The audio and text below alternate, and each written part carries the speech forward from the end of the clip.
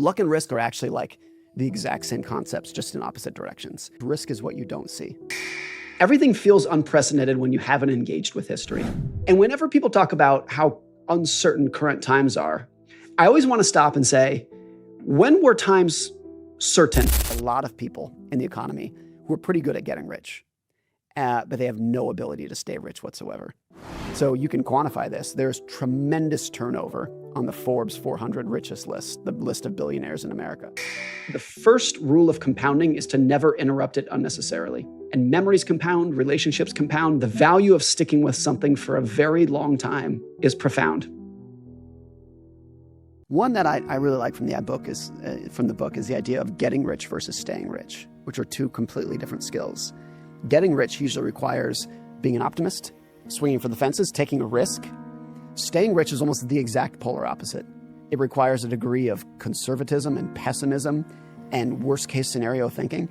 And to do well over time, you need to marry both of those like Jekyll and Hyde personality together. You have to have both in equal amounts. You have to be very optimistic about the future, your own future, the country's future. You have to be optimistic to get rich. It's required. And you have to acknowledge how difficult it's going to be between now and then. Very optimistic on where we're going and very realistic about how hard it's going to be to get there between now and then. If you only have one of those, it's not going to work. And I think there's actually a lot of people in the economy who are pretty good at getting rich, but they have no ability to stay rich whatsoever.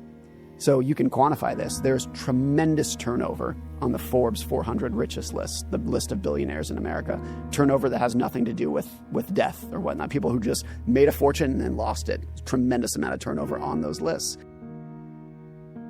Because it's one skill to say there's a trend in the internet and AI and in oil, whatever it might be, and to go all in on it. Like that's a skill, and we should acknowledge and appreciate that skill. It's something completely different to have that skill and at the same time have the counterbalance of say, look, I took a big risk, but I'm also kind of scared about economic cycles and political instability. And I don't know if I can repeat what I just did. And so let me take a little bit off the table, and I'm going to be really weary of debt. That's a completely different skill. Once in a while, you'll see people who have it in spades, but it's rare that somebody can get rich and stay rich. The way that I love contextualizing this is what's now called the Stockdale paradox, which came from a guy named Jim Stockdale, who was the highest ranked POW in the Vietnam War. He was an admiral. He was a POW. And he gave an interview after the war, and he said, you know who did the worst psychologically as POWs? It was the optimists. Because the optimists, while they were POWs, would say, we're going home by Christmas. I can feel it. We're going to be home by Christmas. And then Christmas would come and go, and they were despondent. They just lost it. And he said the people who did the best psychologically were people who were very optimistic that they would go home someday. We're going to see our wife and kids again. I know it. We're not going home by Christmas. It's not going to happen. They were very optimistic on on the ultimate result, and very realistic about how hard it would be to get there. And I think, obviously that's a very extreme situation that they're dealing with. But I think that mindset of optimistic on the ultimate outcome and very realistic on where we're going to go. Because if you're only optimistic and purely optimistic, you're not actually optimistic. You're just complacent. You're complacent with how fragile and uncertain the world is. And you see that very often in startups, tech startups. There's a lot of founders, very charismatic, very talented, can build incredible products.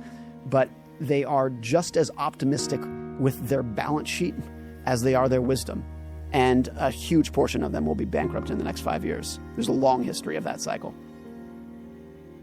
It's not an easy thing to do because those are often conflicting personalities that go against each other. So there is this cognitive dissonance of having it at the same time, which is why it's a pretty rare skill. What you just said of dealing with inflation and political uncertainty is absolutely true. I've been studying money in this topic for over 20 years now.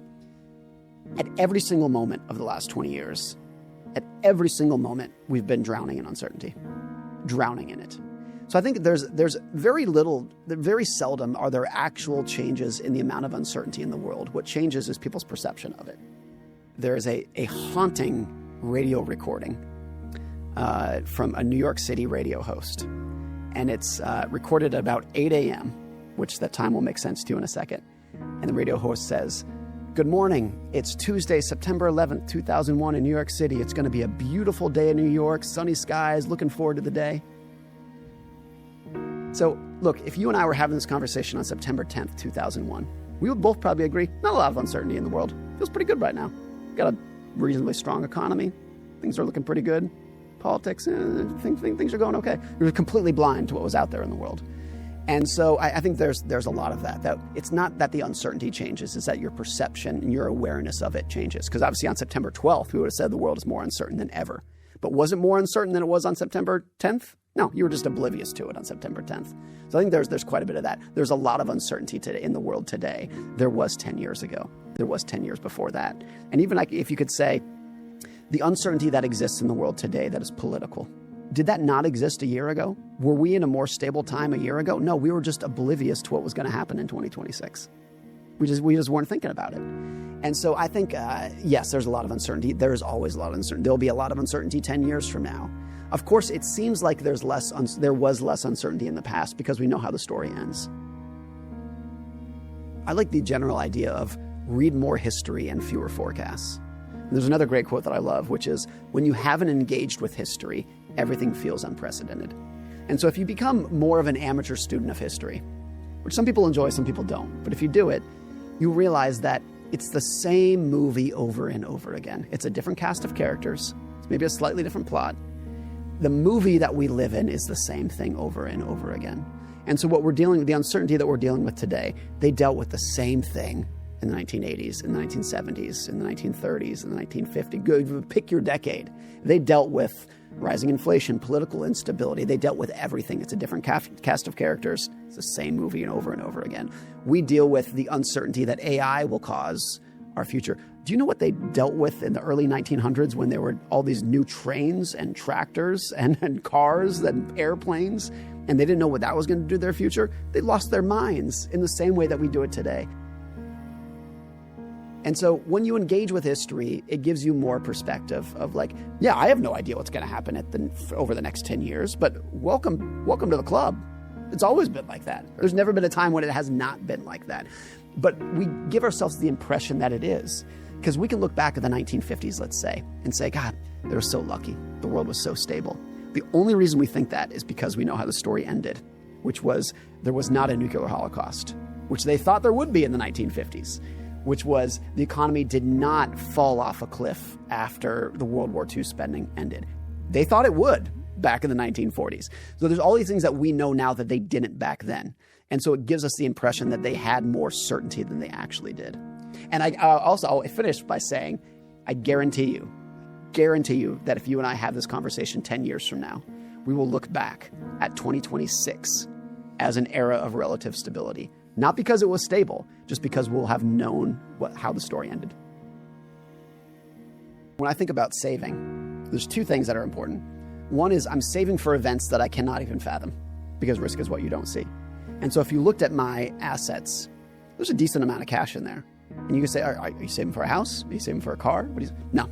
I'm saving for a world in which I have no idea what's going to happen to my life or to the broader world over the next 10 years, because nobody does. And so if you're only saving for events that you can think about, then by definition, you're not prepared for the surprise. And it's always a surprise that throws you for a loop. Risk is what you don't see. The other thing about saving is, what I want more than anything out of money is independence. It's the only goal that I want out of money. And yes, I like a nice material life. I'm not anti-spending. But what I want more than anything is just the ability to wake up every morning and say, I can do whatever I want today. I just want independence. And so when I save money,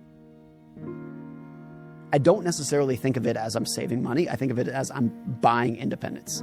I'm purchasing independence, a little token of independence every time I save money. And that's not delayed gratification. I feel like I get use out of that today, of waking up and knowing that I have independence.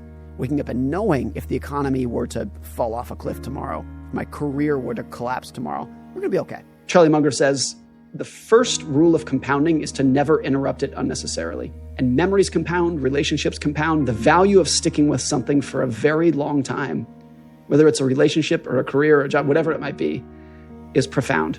There are two ways to invest.